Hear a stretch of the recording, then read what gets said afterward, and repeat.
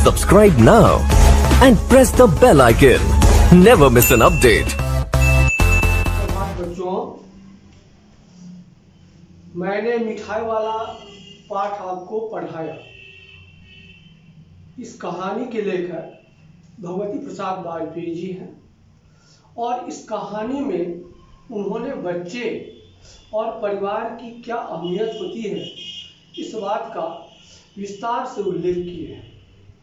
आप स्वयं भी पढ़ करके जब देखेंगे तो आपको ऐसा एहसास होगा कि वाकई में बच्चों से बिछुड़ना, परिवार से बिछुड़ना लोगों को कितना सताता है, इसके बारे में इस कहानी में वर्णन किया गया है।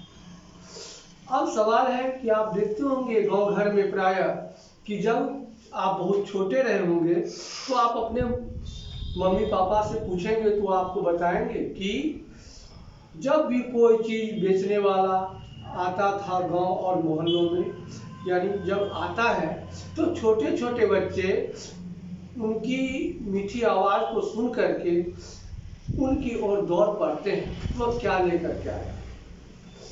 इस कहानी में यह मिठाई वाला तो शीर्षक रखा गया, लेकिन उससे पहले वह खिलौना लेकर के भी आया, उसके बाद वह बांसुरी लेकर के आया और अंत में मिठाई लेकर के आया।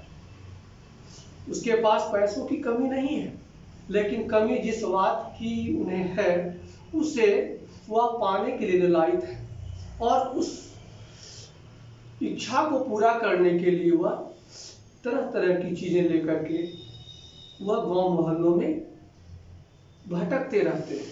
यानी कहने का तात्पर्य था कि अगर वह एक ही सामान लेकर के बराबर आते तो हो सकता है बच्चे उनके पास नहीं पहुंच पाए, लेकिन वह तरह तरह की चीज लेकर के आता था और मीठी आवाज में बोल बोल करके बच्चों को बहलाने वाला मिठाई वाला, बच्चों को बहलाने वाला खिलौना वाला, यानी क्या बच्चों को बहलाने वाला वह मुरली वाला, इस तरह से कह करके जो है तो वह गाँव मोहल्लों में अपने सामान को बेचता था। पहले मैंने कह दिया कि पैसे की इच्छा उन्हें नहीं थी, पैसे कमाने के लिए धंधा वो नहीं कर रहे थे, वह तो सिर्फ इस कहानी के अंत में आप देखेंगे कि अपने बच्चों की एक झलक पाने के लिए वह यह सब सामान लेकर के महीनों बाद गांव मोहल्लों में आया करता था, ताकि थोड़ी सी जो उनकी कष्ट है उन बच्चों को देखने के बाद वह कुछ ही क्षण के लिए क्यों ना हो। तो इस कहानी को आप संग पढ़ने का प्रयास करेंगे, बहुत अच्छी कहानी है बच्चों, यानी ज्ञानदायक कहानी है। यानी समय क्या से क्या कर देता है, समय के बारे में बताया गया है कि एक समय था जब वह बहुत बड़े खुशनसीब थे, लेकिन एक समय ऐसा आया जब वह दुखों को सहन नहीं कर पा रहे, यानी जबकि सुख और दुख तो दोनों एक ही पहलू के दो सिक्के हैं, लेकिन फिर भी हम ऐसा इतना कह सकते हैं कि दुख में भी धैर्य पूर्वक काम करना चाहिए और वही धैर्यता के साथ वह मिठाई वाला यह दिखाना चाहता है कि हम अपने बच्चों को कहीं ना कहीं जरूर ढूंढ लेंगे, उन्हें विश्वास है, यानी उनको ऐसा है कि पुनर्जन्म मेरे बच्चों का इसी गांव मोहल्ले में कहीं ना कहीं हो गया होगा। तो इस तरह से बच्चों कहानी तो यही है। अब मैं इन कहानी का कुछ प्रश्न आपको श्याम पट पर लिख करके इसका उत्तर भी लिखा हूँ। प्रश्न उसमें बहुत ज़्यादा है, लेकिन मैं 3 ही प्रश्नों का उत्तर आज आपको मैं लिखाने जा रहा हूँ। आप इसे फिर कॉपी हो सके तो लिखने का प्रयास करेंगे, समझने का प्रयास करेंगे। चलिए, पहला प्रश्न है, इसमें आपको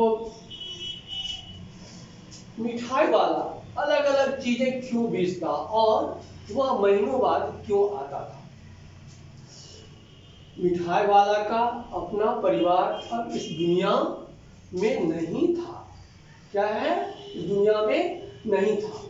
उसका जीवन दुख से भरा था, अतः नगर के बच्चों में अपने बच्चों की एक झलक पाने के लिए वह भिन्न भिन्न चीजें लेकर महीनों बाद आया करता था।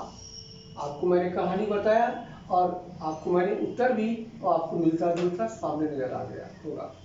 चलिए दूसरा प्रश्न है, मिठाई वाले में वे कौन से गुण थे जिनकी वजह से बच्चे तो बच्चे बड़े भी उसकी ओर खींचे चले आते थे?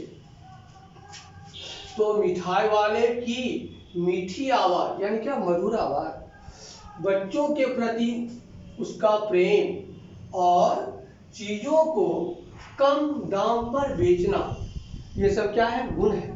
आदि गुणों के कारण बच्चे तो बच्चे बड़े भी उसकी ओर खींचे चले आते थे। प्रश्न 3 है, विजय बाबू एक ग्राहक थे और मुरली वाला एक विक्रेता, दोनों अपने अपने पक्ष के समर्थन में क्या तर्क पेश करते हैं? बच्चों इसका उत्तर मैंने लिखा है बोर्ड पर। विजय बाबू एक असंतुष्ट ग्राहक का अभिनय करते हुए कहते हैं, अभिनय करना माने क्या, वो उसको रौल अदा कर रहे हैं, अभिनय कर रहे हैं कि तुम्हें झूठ बोलने की आदत है। यानी क्या, तुम लोगों को प्राय जो भी सामान लेकर बेचने आते हैं, तुम लोगों को झूठ बोलने की एक आदत होती है। सभी को देते हो 2-2 पैसे में, फिर भी मुझ पर एहसान का बोझ लाद ना चाह रहे हो। यानी क्या, सभी को तो दे रहा होगा इसी दाम पर, लेकिन ऊपर से मुझ पर एहसान का बोझ लादना चाह रहे हो। मुरली वाला विजय बाबू की बात सुनकर अप्रतिभ हो उठा। यानी क्या, उसको यह बात समझ में नहीं आया कि ये क्या सब बोलते जा रहे हैं। तब वो क्या कहते हैं कि, और बोला, बाबूजी यदि, कौन बोला, वह मिठाई वाला बोल रहा है, बाबूजी यदि दुकानदार नुकसान उठाकर भी सामान बेच दे तो भी ग्राहक यही सोचता है कि दुकानदार उसे लूट रहा है। तो इस तरह से मैंने आपको श्यामपट्ट पर 3 प्रश्नों का उत्तर लिखा है। अगले क्लास में मैं और चाहूँगा कि उसमें 8 प्रश्न हैं आपके पास, तो प्रयास करूँगा कि अधिक से अधिक अगले क्लास में प्रश्न और उत्तर हो जाए, ताकि इसके बाद मैं फिर अगले पार्ट में आपके साथ आऊँगा। तो आज इतना ही इस क्लास में। आप सभी बच्चों को धन्यवाद।